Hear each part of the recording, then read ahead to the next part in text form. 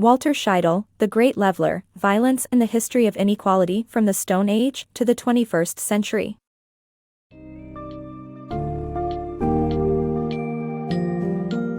Dive into the captivating historical exploration of inequality with our summary of The Great Leveler. Understand the deep-rooted origins of societal disparities stemming from the end of the Ice Age to the rise of land ownership and class systems such as those in Sumeria. Grasp the impact of conflicts like World War II and the Russian Revolution on economic imbalances. This summary will unveil the intricate evolution of hierarchical systems and the obstacles faced in the struggle for equality throughout human history.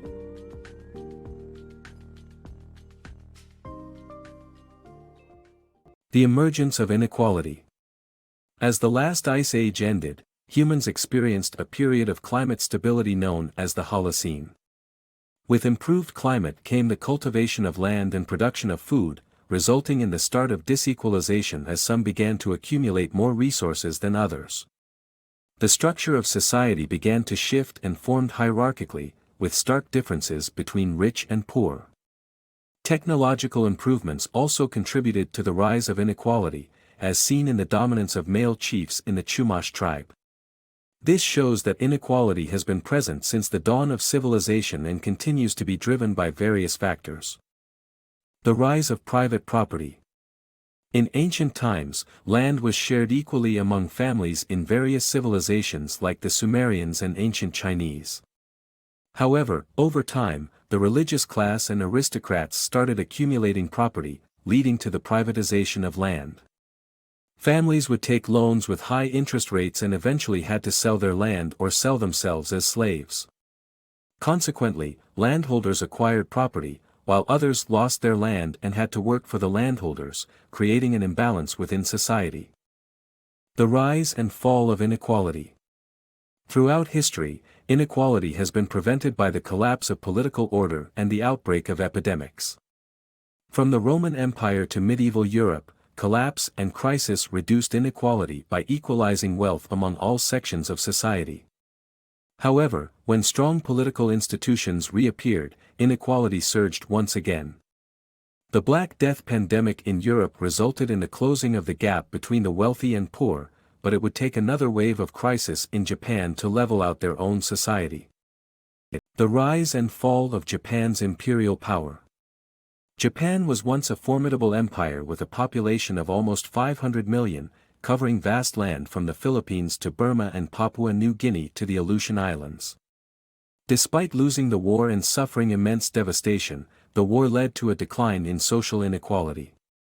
The wealthiest 1% lost over two-thirds of their riches, cutting their portion of wealth from 9.2% to 1.9%.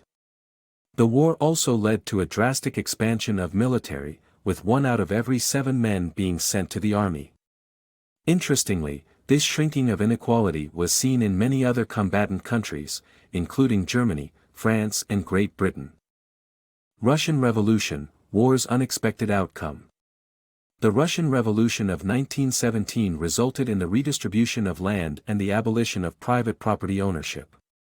War played a significant role in escalating civil conflicts that led to the Bolsheviks' coup and the ultimate change of society's structure. The war's impact was devastating to the upper class, who lost everything, including their lives. However, the revolution led to a curbing of rising inequality within Russian society. Turning point in Somalia. Somalia's government collapsed in 1991, leading to a state of civil war and poverty. However, the author believes that things have improved since then. The previous government was corrupt and violent, but after its collapse, violence declined. Studies show that living conditions have improved without state control, with warlords and militias extorting people for protection but taking less money than the previous government did in taxes. While the situation remains difficult, there is hope for Somalia's future. Democracy and inequality. Democracy is not the solution to the problem of inequality. Economic growth and liberty, often associated with democracy, can result in the widening of inequality gap. Trade unions, on the other hand, are useful at tackling inequality. The West has long promoted democracy as the answer to achieving equality. However, economist Darren Acemoglu and his team found no consistent correlation between democracy and greater income equality after analyzing 184 democratic countries from 1960 to 2010. This is because a democracy can easily interfere with the redistribution of income if it is taken over by powerful stakeholders. If politicians are expected to represent the interests of the people but end up representing the interests of financial authorities, then no progress towards equality can be made. Left-wing governments, often thought to encourage equality, only made a small impact on inequality according to a study by economists David Stasevich and Kenneth Skeeve. In periods of left-wing rule, the top 1%'s share of the nation's income was only slightly lower than when right-wing governments were in power.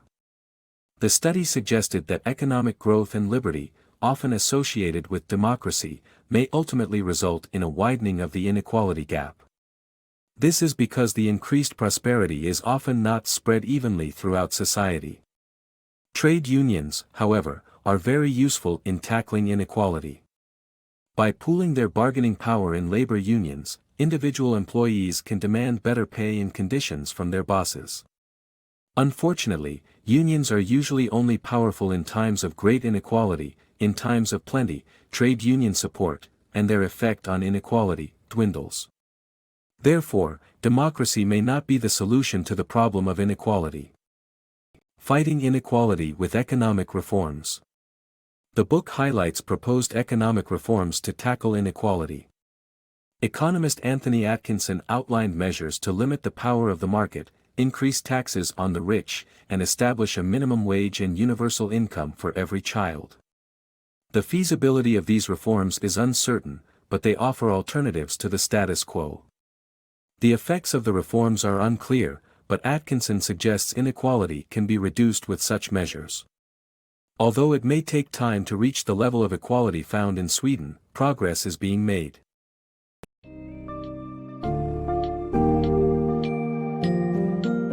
Throughout The Great Leveler, we witness the persistent nature of inequality in human civilization, which has shaped societies from the Ice Age to the present day.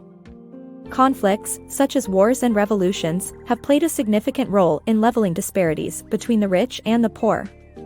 However, as modern alternatives for inequality reduction are being discussed and tested, we cannot rely on destructive elements alone to close the divide. Though progress might be slow, the combined efforts of economic reforms, policy changes, and increased social consciousness can lead us towards a more equal and just world.